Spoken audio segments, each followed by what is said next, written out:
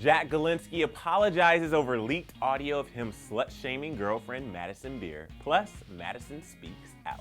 Once the audio of Jack berating Madison made its way around the internet, it didn't take long for hashtag Jack Gilinsky is over party to start trending on Twitter. Jack is speaking out after audio of himself saying things like, "You're a slut, look at me, you're a slut, you're a little slut, and you haven't told me about something," to his then girlfriend and fellow singer Madison.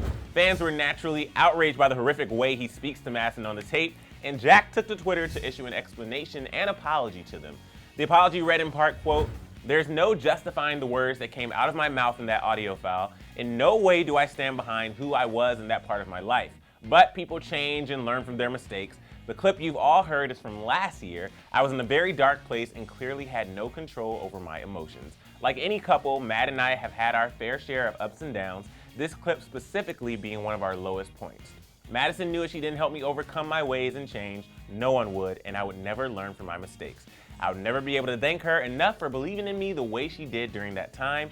In no way do I expect to be forgiven or felt bad for. I'm at fault for all of my actions, and I know better than to treat a woman, or anyone for that matter, the way I did then. That is not the person I am today, and I do not want anyone to think it's okay to act the way I acted in that clip." He ended his statement by urging his followers to talk to someone if they find themselves in a similarly dark place, and that all he wants to do moving forward is spread positivity. Meanwhile, Madison also responded to that leaked audio on social media herself, telling her followers, quote, "Jack and I having to face this yet again has been so hard. Many of you asking me, why would you stay with him if it happened last year?